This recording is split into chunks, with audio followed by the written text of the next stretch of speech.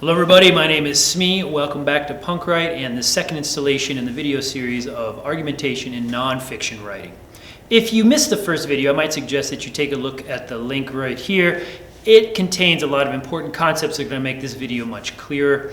And if you like what you see and you're not a subscriber, feel free to get on the bus, like, join, stick around. Previously, we've established that an argument is a series of declarative sentences or propositions that lead to a specific conclusion. Like all propositions, the conclusion demands an evaluation of its truth or its truth value, as this is the underlying purpose of your argument, to prove your point and to make sure that it's valid with a high value of truth. In this second video of argumentation, we'll take a look at how to assemble logical outlines in order to write better. Stick around.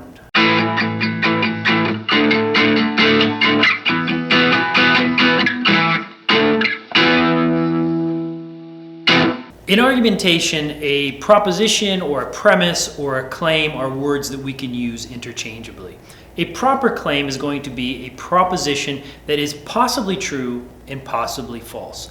In other words, there is a certain level of inherent doubt about the truthfulness that the statement presents, and therefore we need to justify or offer some level of justification to verify the truth value of the sentence. Let's take a look at a couple of examples.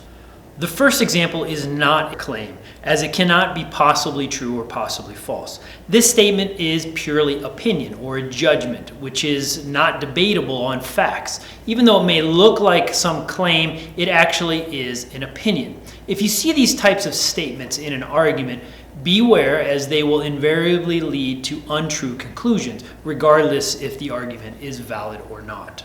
Remember, opinions cannot be valid claims. In the second example, we are looking at a quality premise. It is a synthetic proposition that may or may not be true. The only way that I can verify a higher truth value to this proposition is by justifying the statement or proving that the statement has truth to it. If this is the case, you're on the right track in your argumentation. As we learned in the first video, these synthetic propositions are the crux of your essay or your book if you choose to write something a little longer. Your job as a writer is to prove the truthfulness or the falseness of the claims that you present all the way through until you reach the conclusion. Let's take a look at a series of synthetic propositions ordered as a clean argument. The first sentence is a clear synthetic proposition. It's possibly true, possibly false. It fits our definition. As does the second premise, clear synthetic proposition, a claim that needs justification. Both of these premises lead to a clear conclusion, which is also a synthetic proposition. This is a clear argument structure where a conclusion follows the premises. In the preceding argument, it's important to note that all of the sentences provided were synthetic propositions, which means that they are possibly true and possibly false. In order to increase the truth value of those sentences, significant justification is needed. This justification is basically what you're writing about in your essay. It's going to be the body and the main contents of your book because you're trying to prove your points around those synthetic propositions. The justification used to support your synthetic propositions can come in a variety of forms.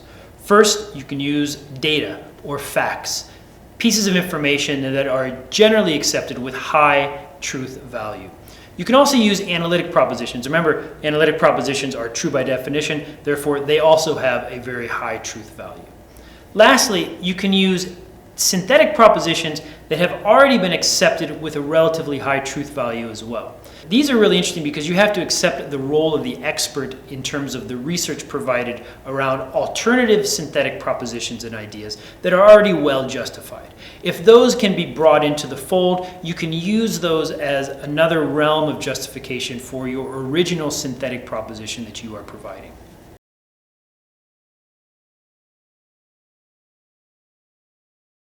Previously, I showed a standard argument structure with two claims or two synthetic propositions or two premises. Remember, all of those words can be used interchangeably. Take note that more than two claims is perfectly acceptable. In fact, it's even necessary if you're going to write a longer piece like a book. I'll revisit that idea later on in the video. But for now, let's take a look at that three-sentence structure. In this argument, the conclusion is the point you are making in the argument. In writing terms, this is usually called a thesis statement. A strong thesis statement is an original, plausible, synthetic proposition which you will consequently prove in your writing. For this, it makes sense to move the conclusion to the top as your thesis statement. The premises then become the body of your writing. And remember, however, that the premises need justification. This is an ideal structure for when you are writing an essay. It provides original ideas with justification, all of which should support the larger thesis statement. Using this is going to give you a high probability of creating a convincing argument.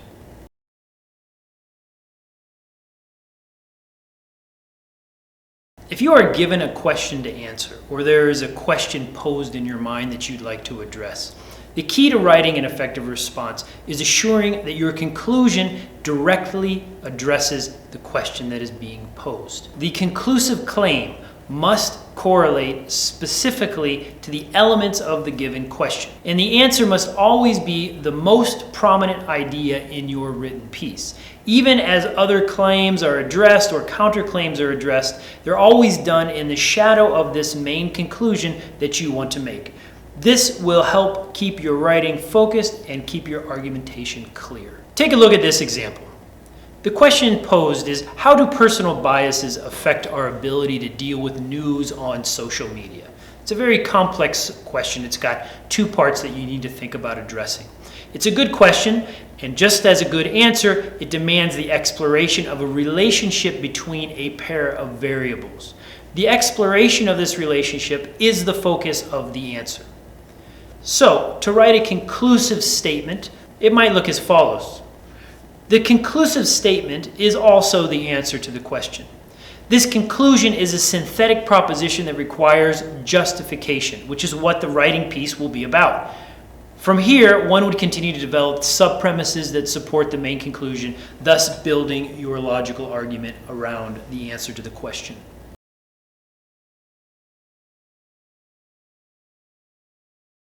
If you're writing a longer piece of fiction like a book, really this idea of logical argumentation is the exact same. The only difference is that you're looking for length.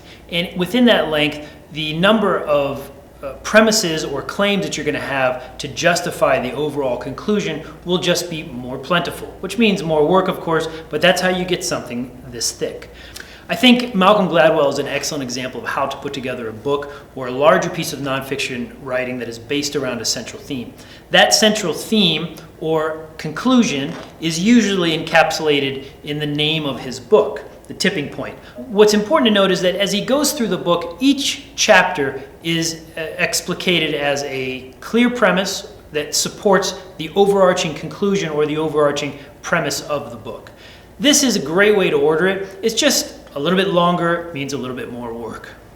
Well, it's been a pretty heavy couple of videos. We've covered a lot of concepts. You might want to go back and revisit some of the key ideas to make sure that you can internalize how to do logical argumentation, as it's going to increase your organizational skills and also the clarity in your nonfiction writing. Now, I don't want to argue about this, but if you're feeling so inclined, you should like this video or go ahead and subscribe if you're not a subscriber. Either way, stick around. You're bound to learn something, and until then, you just keep on writing. Punk write.